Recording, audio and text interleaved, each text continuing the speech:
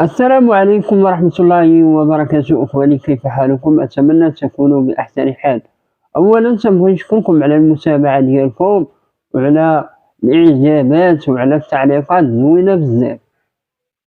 الفيديو اللي غتشاهدوا الآن عبارة عن ملخص مباراة ثمن نهائي كأس العرش، الكوكب المراكشي ضد نهضة بركان.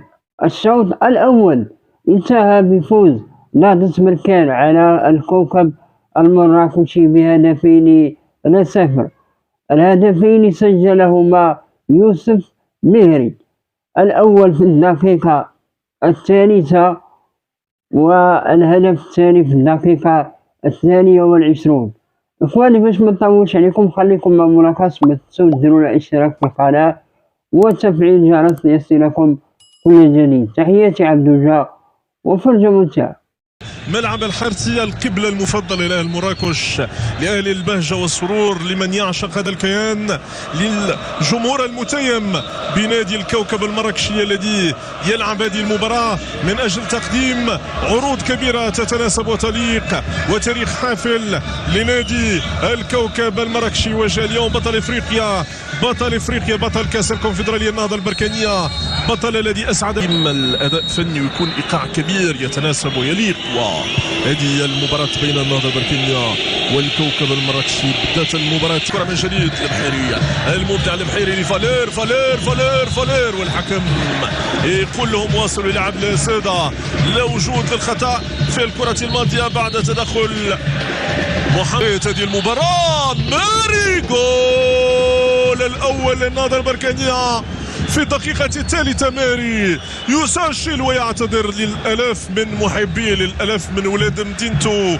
النهضة البركانية لم يمهل الكسم سوى 3 دقائق يسجل الهدف الأول في هذه المباراة. يتغير كل شيء مع انطلاق مباراة اليوم بين النهضة البركانية والكوكب المراكشي. النتيجة يا سادة 1-0. شوف العمل الكبير ياسين البحيري، لم يمكن يشوف الكنترول، شوف المراوغة، البحث عن المراوغة، البحث عن الحلول لتجاوز دفاعات الكوكب. ممتازة جدا. كانت إمكانية مرة أخرى لفريق الكوكب والنهضة البركانية عبر عماد رياح. عماد كرة للكاسيين، خليوا التاريخ وبقوا مع الحاضر، بقوا مع الكرة المراكشية من الطرف الأيسر، والتدخل الحكم يقول ضربة زاوية للكوكب.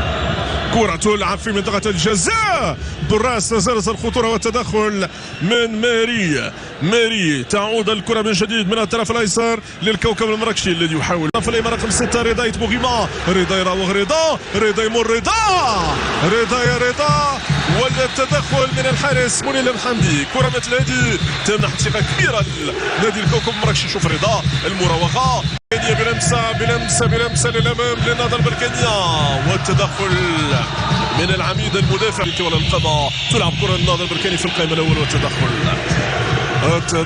الكرة تعود للكوكب الأيسر لفريق الكوكب المراكشي في منطقة الجزاء. مرت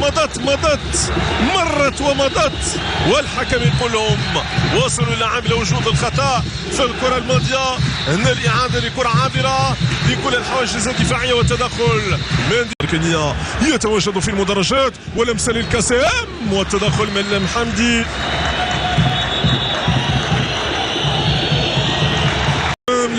للأمام من فونتي والبطاقة الأولى في هذه المباراة للمدافع الأوسط للنهضة البركانية.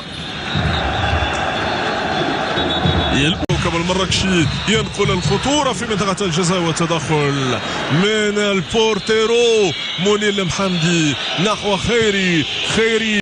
ياسين البحيري يتحصل على ضربة خطأ. ظلمته الكرة كتير ياسين البحيري. أتذكر في يوم من الأيام الماري المور الأصيل في الخط الأمامي للنهضة البركانية، والحكم يطالب بمقاول الحرية والامتياز. اللاعب لمسة للأمام، إمكانية للثاني يا سادة، الثاني في المباراة لماري. يتمكن من توثيق ثاني أهدافه وأهداف النهضة البركانية في مباراة اليوم. ماري الثاني للنهضة البركانية بلمسة أقصى دفاع الكوكب كله، وتمكن من تسجيل الهدف.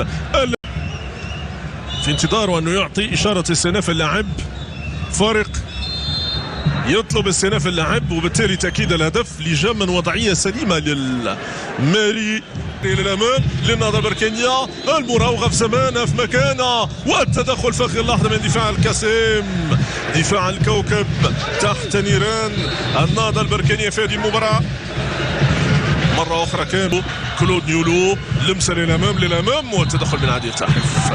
عادل تاحف تتحول من جديد، لمسة للأمام التسديد، الإمكانية لهدف لكن ضاعت، إمكانية لهدف أول لكنها تضيع. رضا حكمي يتحسر على تضييع إمكانية لهدف أول. رياني شوف الطريقة. زبيري وكوتون خريجي أكاديمية محمد السادس لكرة القدم. الحكم يقول واصل اللعب، الحكم يقول لمسة للكوكب والتدخل من دفاع النهضة البركانية للكوكب من جديد من الطرف الأيمن للكاسم لكن بعيدا عن المرمى. كرة من خيري لفريق النهضة البركانية، كرة في منطقة الجزاء تمضي بعيدا عن مرمى الكوكب.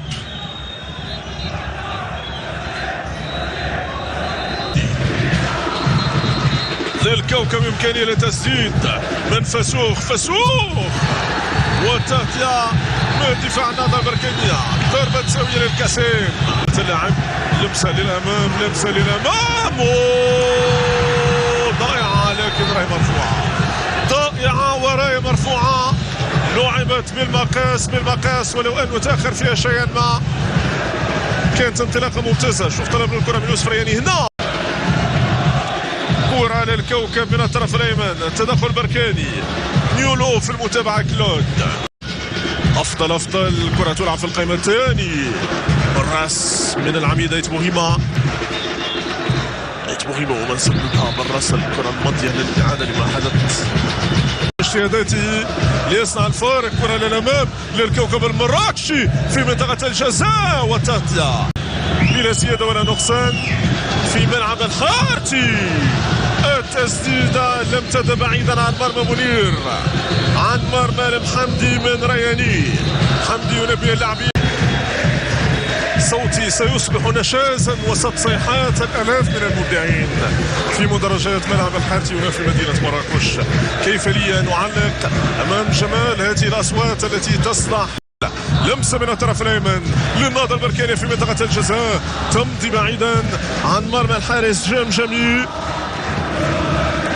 10 دقائق أولى من منافسة الكاس. كرة للنهضة البركانية عماد والتغطية من دفاع الكاسم أمام تحيف المتابعة. المراوغة من الطرف الأيسر والتدخل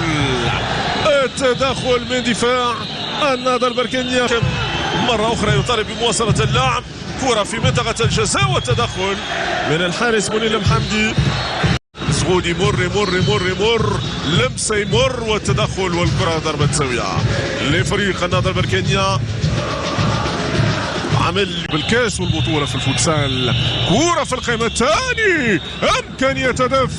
جاء الهدف من يوسف ضايو. قلتكم رجل التخصص، قلتكم اللاعب اللي عنده التخصص والاختصاص.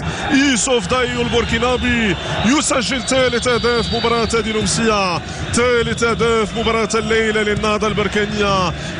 عاد توزيع المهم من جديد بين لاعبي الكوكب المراكشي. كرة للأمام والحكم يطالب بمواصلة اللعب.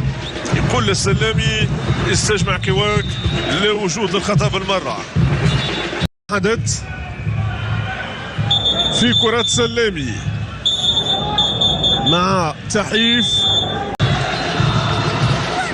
هناك ضربة جزاء للكوكب المراكشي في الدقيقة 87 لنادي الكوكب المراكشي. العميد يسدد بعيدا عن المرمى، فوق المرمى تضيع.